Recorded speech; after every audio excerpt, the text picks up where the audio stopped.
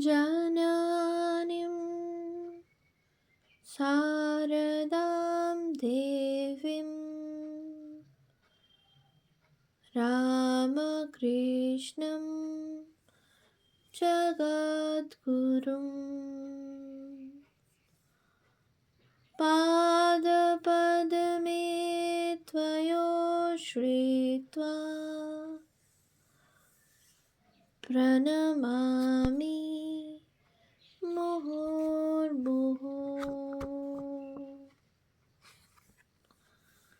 পূজনীয় স্বামী শিবপ্রদানন্দজি মহারাজের সম্পাদনায় রচিত শ্রীমা সারদা ও তাঁর বৈঠকখানা গ্রন্থ থেকে পাঠ। পৃষ্ঠা সংখ্যা 52। শ্রীমা সারদা দেবীর বৈঠকখানা, আজকের বৈকুণ্ঠ। 3। 20 শতকের প্রথম দশকের প্রথম পর্বে শ্রী মায়ের জয়রামবাটি বসবাসকালে ভক্তদের তেমন ভিড় হতো না। যে অল্প সংখ্যক অন্তরঙ্গ ভক্তবৃন্দ তখন জয়রামবাটিতে উপস্থিত হতেন, তাদের সামলাতে শ্রী মা তার গর্ভধারিণী শ্যামাসুন্দরীর সহযোগিতা পেতেন। পরবর্তী সময়ে 1906 খ্রিস্টাব্দে শ্যামাসুন্দরীর দেহাবসানের পর শ্রী মায়ের একার পক্ষে ভক্তদের সামলানো কঠিন হয়ে যায়। ততদিনে একদিকে যেমন ভক্ত সংখ্যার বৃদ্ধি হয়েছে, তেমনি অন্যদিকে নানা অসুখ বিসুখে শ্রী মায়ের স্বাস্থ্য ভাঙতে শুরু করেছে। ফলে তাকে বিকল্প ব্যবস্থার উপর নির্ভর করতে হয়েছিল। গোয়ালপাড়া গ্রামের অবস্থান সেকালে যাত্রাপথের দূরত্বের নিরিখে কতুলপুর ও জয়রামবাটির প্রায় মধ্যবর্তী স্থান ছিল। কতুলপুরের হাটে নানা সামগ্রী বিক্রয় হতো। গোয়ালপাড়ার যুবক ভক্তবৃন্দ তখন কতুলপুরের হাট থেকে প্রয়োজনীয় সামগ্রী কিনে এবং আশ্রম বাগান উৎপাদিত শাকসবজি মাথায় বহন করে জয়রামবাটিতে শ্রী মায়ের কাছে পৌঁছে দিতেন। নিত্য প্রয়োজনীয় সামগ্রী বাহকদের দেখে স্থানীয় মানুষজনের কেউ কেউ তাদের বিদ্রূপ করেছেন। অথচ পূজা পার্বণে আয়োজিত নানা অনুষ্ঠানে ও ভক্ত সেবায় এই সহযোগিতা শ্রী মাকে যে কতটা স্বস্তি দিত তা ব্যাখ্যার প্রয়োজন নেই। একবার জগদ্ধাত্রী পূজা উপলক্ষে গোয়ালপাড়ার যুবক ভক্তরা যখন গোয়ালপাড়া আশ্রমে উৎপন্ন সবজি মাথায় বহন করে জয়রামবাটিতে উপস্থিত হয়েছেন, তখন তা দেখে প্রসন্ন হয়ে শ্রী মা বলেছেন, এখানে তরকারিপাতি সব সময় মেলে না, মাঝে মাঝে বড় মুশকিলে পড়তে হয়। তার ঠাকুরই এখন তোমাদের দিয়ে সব যোগাবেন দেখছি। এছাড়াও নিত্য প্রয়োজনীয় সামগ্রীর মধ্যে নুন, তেল, মশলা, আটার যোগান তারা নিয়মিত দিতেন। জয়রামবাটিতে শ্রী মায়ের ভাড়ার গোয়ালপাড়ার যুবক ভক্তদের নিয়মিত সহযোগিতায় পরিপূর্ণ থাকত। জয়রামবাটি থেকে ফিরে আসার সময় শ্রী মা তাঁদের হাতে মুড়কি, নাড়ু, প্রসাদ দিয়ে আশীর্বাদ করে বলতেন, তোমাদের চৈতন্য হোক, ভক্তি বিশ্বাস হোক। আমাদের জীবনের লক্ষ্য হলো ব্রহ্মময়ীর প্রসন্নতা অর্জন করা, কারণ তাঁর হাতে মুক্তির চাবি। গোয়ালপাড়ার সন্ন্যাসীবর্গ ও ভক্তবৃন্দ যে মায়ের প্রসন্নতা অর্জনে সমর্থ হয়েছিলেন সে বিষয়ে সন্দেহের অবকাশ নেই। 4. স্বামী শারদানন্দের উদ্যোগে এবং গোয়ালপাড়ার যুবক ভক্তবৃন্দের অক্লান্ত পরিশ্রমে 1916 খ্রিস্টাব্দের 15 মে জয়রামবাটিতে শ্রী মায়ের নতুন বাড়িতে গৃহপ্রবেশ সম্পন্ন হয়। সেই সময় পুণ্যপুকুর ক্রয় ও তার সংস্কার সাধন করা হয়েছিল। কিন্তু গৃহপ্রবেশ অনুষ্ঠানে গোয়ালপাড়ার মাতৃ সন্তানগণ অনুপস্থিত ছিলেন, যদিও তারা গৃহ নির্মাণ থেকে শুরু করে গৃহপ্রবেশ অনুষ্ঠানের আয়োজনের সমস্ত কাজকর্ম প্রাণ ঢেলে করেছিলেন। কয়েকজন ধনী ও বিদ্বান গৃহস্থের ব্যবহারে মর্মাহত হয়ে তাঁরা স্থির করেন যে গৃহপ্রবেশ অনুষ্ঠানে তারা উপস্থিত থাকবেন না। উৎসবের দিন শ্রীমা তাদের অনুপস্থিতিজনিত অভাব গভীরভাবে অনুভব করেন। তার দু একদিন পরে যুবক ভক্তদের কেউ কেউ দ্রব্য সম্ভার নিয়ে জয়রামবাটি উপস্থিত হলে শ্রীমা অনুপস্থিতি বিষয়ে নানা প্রশ্ন করতে থাকেন। যুবক ভক্তরা এ বিষয়ে নীরব থাকলেও ঘটনার অন্যতম সাক্ষী নলিনী দিদি সবিস্তারে তা বর্ণনা করেন এবং তিনি শ্রী মাকে জানিয়ে দেন যে এইবার থেকে গোয়ালপাড়া বিষ্ণুপুর সাবেক রাস্তার বদলে শ্রী মাকে গড়বেতা হয়ে কলকাতা নিয়ে যাওয়ার ব্যবস্থা করা হবে বলে সিদ্ধান্ত হয়েছে। এসব শুনে শ্রী মা যা বলেছিলেন তা আজও গোয়ালপাড়ার ভক্তবৃন্দকে হর্ষ উল্লাসে উচ্ছ্বসিত করবে। শ্রীমা ঘটনার প্রেক্ষিতে ক্ষুণ্ণ হয়ে বলেছিলেন, গাঁয়ে মানে না আপনি মোড়ল, গোয়ালপাড়ার ছেলেরা আমার জন্য, ভক্ত ছেলেদের জন্য সেখানে ঘাঁটিটি করে আগলে বসে আছে।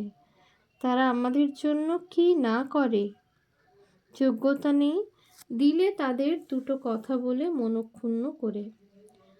অমুকের কথায় নদী নালা পার হয়ে গড়বেতা দিয়ে আমাকে যেতে হবে, এইসব বুদ্ধি তাকে কে দিয়েছে?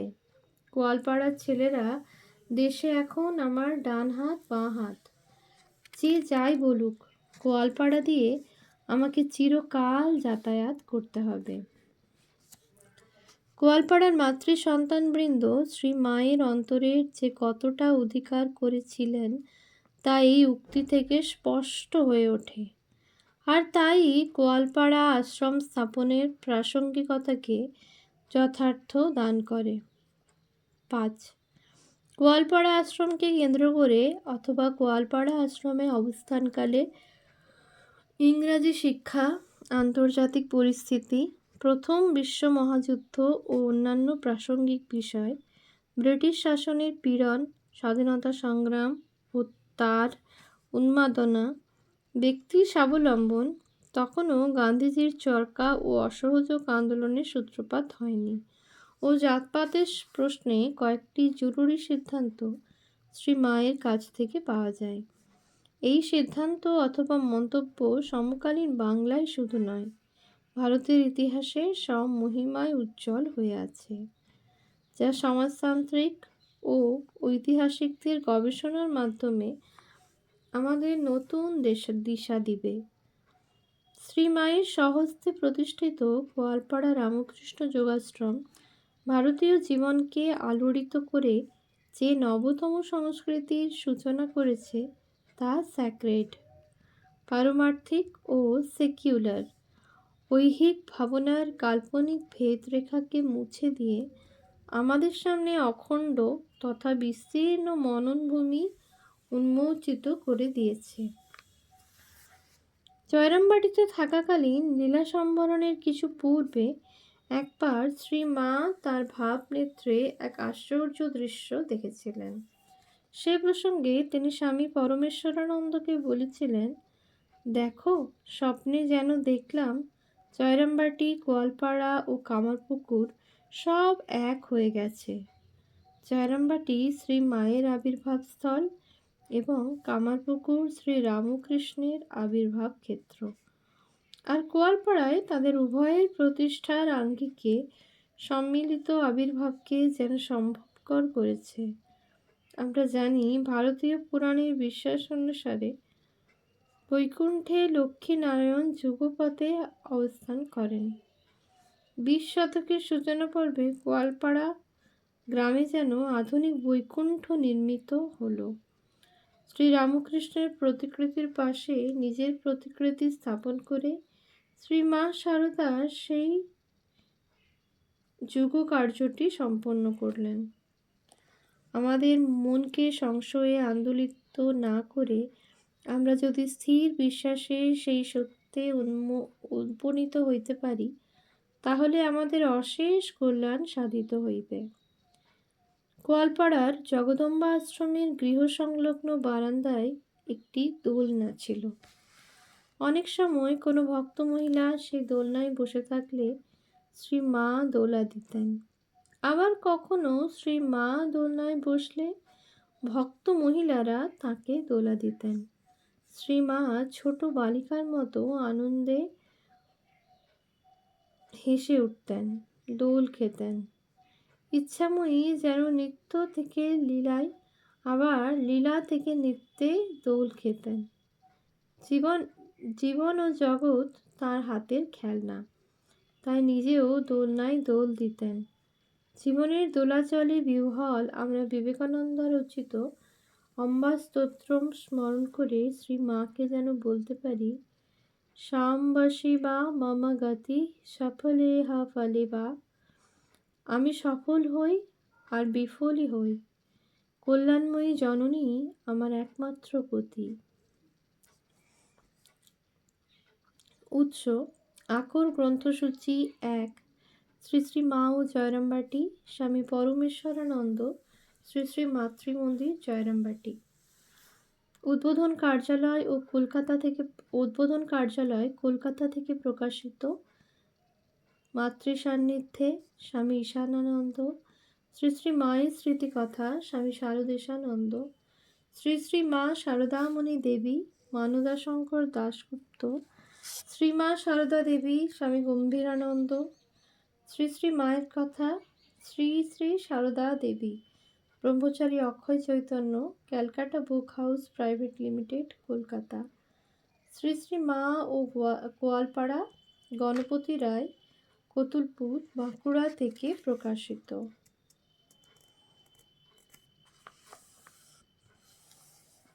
মায়া মুক্তির ক্ষেত্র।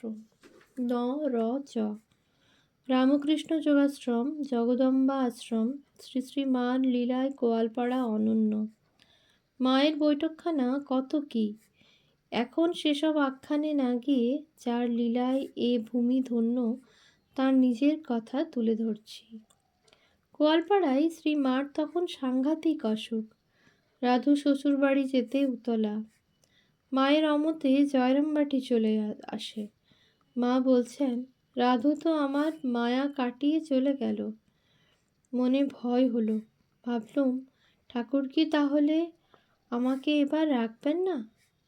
এই তো রাধি রাধি করে এ একটা মায়া নিয়ে আছি, বই তো নয়। এই তো রাধি রাধি করি, এ একটা মায়া নিয়ে আছি, বই তো নয়।